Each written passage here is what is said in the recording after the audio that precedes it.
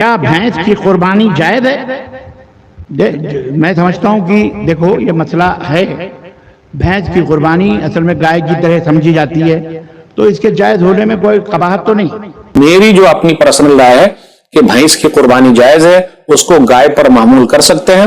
دلیل کے اعتبار سے جو راجح اور مضبوط بات نظر آتی ہے وہ یہی ہے کہ بھینس کی قربانی کے بجائے انہی 8 جانوروں کی قربانی کی جائے۔ محترم ناظرین، بھینس کی قربانی جائز ہے یا ناجائز ہے؟ بھینس کی قربانی کر سکتے ہیں یا نہیں کر سکتے ہیں؟ اس لیے کہ بہت سے بھائیوں کا سوال ہوتا ہے کہ امام صاحب، مولانا صاحب، بھینس کی قربانی کا کیا مسئلہ ہے، کر سکتے ہیں یا نہیں کر سکتے ہیں؟ تو میرے بھائیوں، آج کے اس ویڈیو میں ہم دیکھنے والے ہیں بڑے بڑے علماء کرام کی زبانی کہ آیا بھینس کی قربانی جائز ہے یا ناجائز ہے۔ تو آئیے سب سے پہلے اس ویڈیو کو شروع کرتے ہیں۔ کیا بھینس کی قربانی جائز ہے؟ میں سمجھتا ہوں کہ دیکھو یہ مسئلہ ہے، بھینس کی قربانی اصل میں گائے کی طرح سمجھی جاتی ہے، تو اس کے جائز ہونے میں کوئی قباحت تو نہیں، جائز ہے انشاءاللہ، جیسا کہ اہل علم نے بتایا ہے۔ تو جہاں کوئی عیب نہیں سمجھا جاتا ہے اس کو تو جائز ہے، جیسے کیرلا وغیرہ کے اندر وہاں گائے کی قربانی نہیں ہوتی، نہ بڑے کی بیل کی قربانی ہوتی، سارے بھینس وہاں پہنچا دی جاتی ہے، کرناٹکا سے، آندھرا سے، تمل ناڈو سے، وہاں سارے بھینس وہاں پہنچا۔ میں نے پوچھا ہمارے دوست سے عبدالسلام مدنی کہ یار آپ کے ہاں صرف بھینسوں کی قربانی ہوتی، سلفیوں کے یہاں بھی ہوتی ہے؟ بولے ہم سب وہی کرتے ہیں۔ ہم نے کہا ہمارے یہاں اتر پردیش کے سلفی تو اس کو حرام کہتے ہیں، تو بولے پتہ نہیں۔ ہم نے کہا پھر اس کا مطلب یہ ہے کہ جائز ہے، حرام نہیں ہے، جائز ہے۔ اس ویڈیو کو بھی ملاحظہ فرمائیں۔ بھینس کی قربانی کر سکتے ہیں یا نہیں؟ دیکھیے میرے بھائیوں، اللہ تعالیٰ نے قرآن کریم میں سورہ حج میں فرمایا کہ بہیمۃ الانعام پر اللہ کا نام لو۔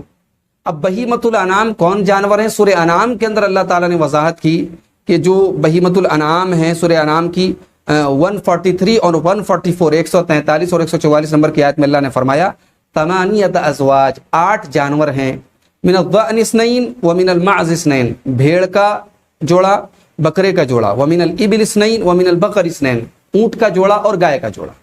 یہی 8 جانور ہیں جو بہیمۃ الانعام ہیں اور جن کی قربانی ہم کر سکتے ہیں۔ حلال تو بہت سارے جانور ہیں لیکن قربانی سارے حلال جانوروں کی نہیں ہوگی۔ بھینس حلال ہے، اس کا گوشت کھانا حلال ہے، اس کا دودھ پینا حلال ہے، وہ حلال جانوروں میں سے ہے، مگر قربانی کر سکتے ہیں یا نہیں اس بارے میں اہل علم کا اختلاف ہے۔ بہت سارے علماء نے، چونکہ عربی لغت کی کتابوں میں یہ کہا گیا ہے کہ الجاموس نوع من البقر، بھینس بھی گائے کی ایک قسم ہے، تو چونکہ لغت کی روح سے بھینس گائے کی قسم میں شامل ہے، اس لیے بہت سارے علماء نے بھینس کی قربانی کو صحیح قرار دیا ہے، جائز قرار دیا ہے۔ دوسری طرف بہت سارے اہل علم ایسے ہیں جو یہ کہتے ہیں کہ دیکھیے اللہ تعالیٰ نے قربانی ایک عبادت ہے، اور عبادت میں ہم اپنا قیاس نہیں لگا سکتے، اپنی منطق نہیں لگا سکتے۔ عبادت میں وہی کام کرنا ہوتا ہے جو اللہ اور اس کے رسول سے ثابت ہوتا ہے۔ تو بھینس اگر گائے کی قسم میں سے ہوتی تو بہت سارا فرق گائے اور بھینس میں نہ ہوتا۔ ہم جانتے ہیں کہ گائے اور بھینس میں بہت فرق ہے، دونوں کے مزاج میں فرق ہے، دونوں کے گوشت میں فرق ہے، دونوں کے دودھ میں فرق ہے، اور پھر گائے اور بھینس کا کبھی جوڑا بھی نہیں ہو سکتا ہے۔ یہ بھی ایک بہت واضح اور جو ہے ظاہری فرق ہے جس سے یہ ثابت ہوتا ہے کہ گائے اور بھینس ایک جنس میں سے نہیں ہے۔ دلیل کے اعتبار سے جو راجح اور مضبوط بات نظر آتی ہے وہ یہی ہے کہ بھینس کی قربانی کے بجائے انہی 8 جانوروں کی قربانی کی جائے۔ کیا بھینس کی قربانی جائز ہے؟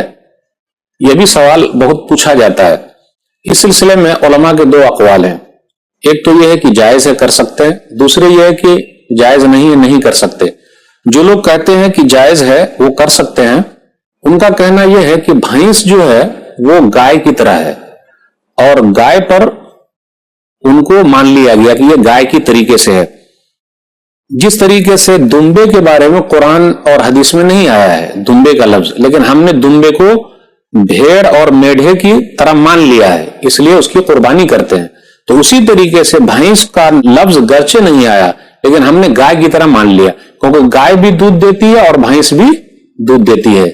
تو یہ بات ہے۔ ویسے قرآن کریم کی ایک آیت ہے وَلَكُلِّ أُمَّةٍ جَعَلْنَا مَنْسَكًا لِيَذْكُرُوا اسْمَ اللَّهِ عَلَىٰ مَا رَزَقَهُم مِّن بَهِيمَةِ الْأَنْعَامِ، کہ ہر امت کے لیے ہم نے قربانی رکھی ہے تاکہ وہ اللہ کا نام لیں، بسم اللہ کریں، بہیمۃ الانعام، ان جانوروں پر۔ تو یہ بہیمۃ الانعام جو ہے یہ 8 قسم کے جانوروں پر بولا جاتا ہے۔ وہ 8 قسم کون سے ہیں؟ जैसे भेड़ मेल फीमेल, फिर इसी तरह बकरा बकरी तो 4 हो गए, फिर इसी तरह एबिल यानी ऊंट ऊंटनी 6 हो गए, फिर इसी तरह गाय और बैल तो 8 हो गए। उसी को बहीमतुल अनाम कहा जाता है। लेकिन जो लोग कहते हैं कि जायज है, तो कुरान ने सिर्फ यही नहीं कहा है कि यही 8 है, उसके अलावा मना है। तो जो लोग कहते हैं कि जायज है, तो उनका कहना यह है कि बहीमतुल अनाम को आम मान ले, यानी ये इतना जिक्र है लेकिन और भी इसमें शामिल हो सकते हैं, इसलिए भैंस को शामिल कर लिया, गाय की तरह मान लिया और वो जायज है। शेख सालेह उसैमीन रहमतुल्लाह अलैह वो बयान करते हैं, मजमुआ फतावा रसाइल फजीलतुल शेख मोहम्मद बिन सालेह उसैमीन रहमहुल्लाह, उसके अंदर है जिल्द नंबर 25 सफा नंबर 34 पे, अल जामूस नौउन मिनल बकरी वल्लाहु अज़्ज़ व जल ज़करा फिल कुरान अल मारूफ इंदल अरब अल्लज़ीना युहर्रिमून मा युरीदून व युबीहून मा युरीदून वल जामूस लैसा मारूफन इंदल अरब। भैंस भी गाय की नस्ल से है। अल्लाह ने कुरान में सिर्फ उन जानवरों का जिक्र किया है जो अरबों के यहां मशहूर थे, यानी अरब के यहां मशहूर थे, इसलिए उसका जिक्र किया है दौर जाहिलियत में। फिर इसी तरह का अरब अपने पसंदीदा जानवरों को हलाल और अपने नापसंदीदा जानवरों को हराम करार देते थे। भैंस तो अरबों के यहां थी ही नहीं, यानी मारूफ मशहूर थी ही नहीं। तो इससे यह पता चला कि वो न जानते थे कि यह हलाल है हराम है या उसकी नस्ल है, इसलिए अल्लाह ने जिक्र नहीं किया। तो इससे यह पता चला वो भैंस जहां भी पाई जाए उसकी भी कुर्बानी गाय पर मामूल करते हुए कर सकते हैं। कुछ लोगों का कहना यह है कि भाई नहीं कर सकते, तो वो लोग यही कहते हैं कि 8 किस्म के जानवर का जिक्र है कुरान में, उसके अलावा नहीं कर सकते। लेकिन बीच वाला रास्ता इख्तियार करना, और मेरी जो अपनी पर्सनल राय है कि भैंस की कुर्बानी जायज है, उसको गाय पर मामूल कर सकते हैं, क्योंकि मनाज़िर इस्लाम मौलाना सनाउल्लाह अमृतसरी रहमतुल्लाह अलैह अपनी किताब में फतावा सनाइया जिल्द नंबर 1 सफा नंबर 707 में कहते हैं, हां अगर इस भैंस को गाय के जिन्स में से मान लिया जाए तो उमूमी तौर पर बहीमतुल अनाम पर नजर डालेंगे तो जवाज की सूरत निकलती है। यानी बहीमतुल अनाम जो 8 किस्म के जानवर हैं वो सिर्फ जिक्र के तौर पर आया है, दूसरे और जानवर उसमें शामिल कर ले तो हरज की बात नहीं। तो मेरी अपनी पर्सनल राय यह है कि भैंस की कुर्बानी जायज है। आज के इस वीडियो का खुलासा कलाम ये है कि भैंस की कुर्बानी के मुतालिक अहले इल्म के दरमियान कदर इख्तिलाफ पाया जाता है। बाज अहले इल्म कहते हैं कि भैंस की कुर्बानी जायज है, वो भी दलील देते हैं जायज होने की, और बाज अहले इल्म कहते हैं कि जायज नहीं है, वो भी देते हैं और नाजायज होने की। तो मेरे भाई मैं ये कहता हूं कि भैंस की कुर्बानी जायज है या नाजायज है, इसके पीछे क्यों पड़े हुए हैं? अरे जो जायज है, जिसमें इख्तिलाफ ही नहीं है, उसकी कुर्बानी करें ना। कुर्बानी तो करेंगे नहीं, भैंस की कुर्बानी जायज है कि या नहीं है, उनके पीछे पड़े हुए हैं। ये सब इंच के पेंच ना करें मेरे भाइयों, जो जायज है उसके करें, जिसमें इख्तिलाफ है उसको छोड़ दें।